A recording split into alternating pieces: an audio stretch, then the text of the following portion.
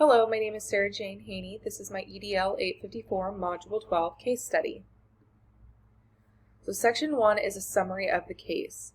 So the people involved include Carl Santos, Mr. Barely, Mr. Morley, community members, site curriculum committee, the Briardale Foundation members, the sheriff, and the district superintendent. I'll go more into detail about those individuals and how they played a part in this case in a few slides from now. What exactly happened? Mr. Barely became the new president of the Briardale Foundation. He presented the idea to do a raffle for cash to the foundation members. All members of the foundation were on board with his plan. Raffle tickets were sold. The raffle for cash was reported to the sheriff, and the sheriff took Mr. Barely in and was charged with a misdemeanor and was placed on probation.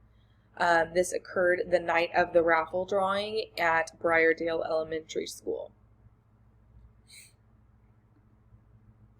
So Section 2 focuses on reporting different legal and ethical issues. So some of the legal issues include that the district policies and procedures may not have been considered or followed here.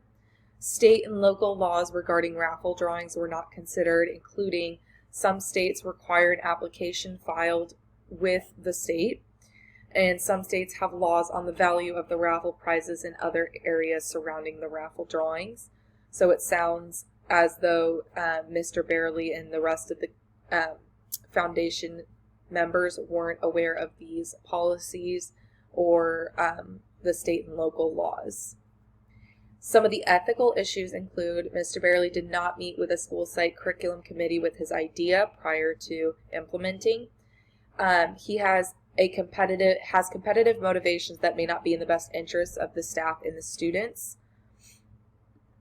Section 3 is a synthesis of what happened. Mr. Barely did not consider district policies and procedures as well as state and local laws when developing and executing the Raffle for Cash fundraiser, and it has caused ethical and legal issues for the Briardale Foundation as well as the school. So Section 4 focuses on a synthesis of the facts. So going on to the people and more of their role in this case, Carl Santos, which is the Briardale Elementary School principal, which is me in this situation. Mr. Barely, who's the new president of the Briardale Foundation. Mr. Morley, who is Mr. Barely's old classmate in his competition. The community members, who are the individuals that purchased the raffle tickets. The site curriculum committee, who was not shared the raffle idea prior to implementation and was asked to be shared. Then Mr. Santos asked Mr. Barely to share his ideas with the site curriculum committee prior, and he did not. Briardale Foundation members, which were in support of the raffle and helped plan that. The sheriff, who was contacted about the raffle and booked and charged Mr. Barely. The district superintendent, who oversees the building principals. So these are all the people that could be involved and have been affected in this situation. So the program that we're discussing is a public school district, and that includes grades K through 5 in this elementary school.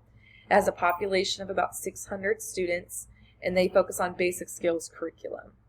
So the place is Briardale Elementary School, which has a diverse population, and it's one of 6 elementary schools in the district.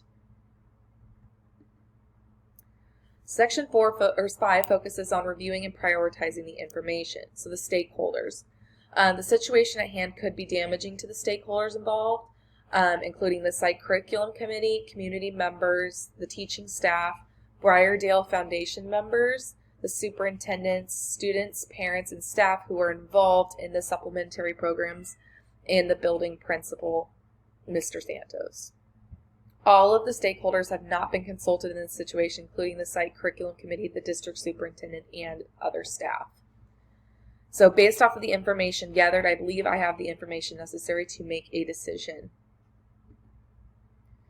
Section 6 and 7 focus on the standard. Candidates demonstrate the capacity to develop a plan to evaluate resource needs, use data ethically and equitably to develop a multi-year resourcing plan aligned to school goals and priorities, and advocate for resources in support of needs.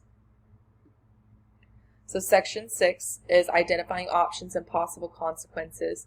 So option 1 is to take no action, and that would be allowing Mr. Barely to continue as president and make future fundraising decisions as done in this situation without intervening.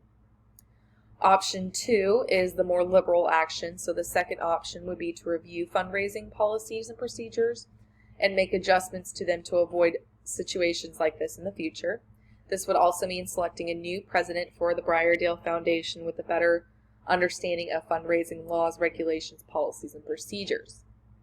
Option 3 would be to meet with Mr. Barely, the Briardale Foundation members, and staff and parents involved in the supplementary programs to review board fundraising policies and procedures, as well as the state and local laws regulating laws and regulations associated with fundraising. After providing this training, all fundraising ideas must be approved by the principal and the site curriculum committee before being planned and executed. Section 7 also focuses on the standards. Candidates understand the importance and how to evaluate, develop, and advocate for data-informed and equitable resource plan that supports school improvement and student development. So section 7 is evaluating the options. So option 1, pros. I honestly could not find any pros with this option. Option 1, cons, include future fundraising legal issues could occur as nothing is changing. District policies and procedures are not guaranteed to be followed. State and local laws may not be known or considered in future fundraising decisions. And not all of the necessary people are being made aware of fundraising ideas prior to them occurring. Option 2, pros, include that the district policies and procedures are reviewed and revised. A new foundation president would be selected. Some of the option 2 con that I could find was that it does not provide any professional learning opportunities to those on the foundation and the new president. Option 3, pros, include that there is a professional learning opportunity for all the individuals in charge of fundraising through the foundation. A strong approval process is also established in option 3. And then 2 option 3 cons I found were that the district policies and procedures are not being revised, and Mr. Barely maintains his president status, which may cause future issues. Section 8 focuses on choosing the best option. After identifying several options, I believe the best option to go with is option 3. This decision provides me the opportunity to ensure appropriate training is provided to Mr. Barely, Briardale Foundation members, and staff or parents involved with the organization of the supplementary programs. This option also guarantees that I, as the principal, and the site curriculum committee will also be able to approve future fundraising events. Section 9 focuses on the standard. Candidates use their understanding and capacity to undertake and implement this work within a school setting. So section 9 focuses on imagining implementing this decision. So the implementation, these are the steps I would take to do this. In order to implement this decision, I will begin by meeting with the superintendent to explain the situation and let him know of my decision. After getting the superintendent's approval, I will meet with Mr. Barely to explain the need for training regarding fundraising. I think with everything that's happened, it's important to meet with him before in order to maintain that professionalism and also make sure that he can understand where we are going and what his role is going to be. After informing Mr. Barely of the training, I will schedule professional training for members of the foundation and parents or staff involved in the supplementary programs to review district policies and procedures, as well as the state and local laws regarding fundraising. Mr. Barely would also, of course, be in this training as well.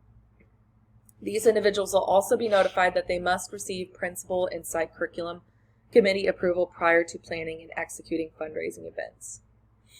So some of the likely outcomes from this implementation would be that the superintendent will not approve of the initial action plan. Another outcome is that the training will not be enough to impact future fundraising events. And last, the outcome could be that the decision will be well accepted and that the training will be successful.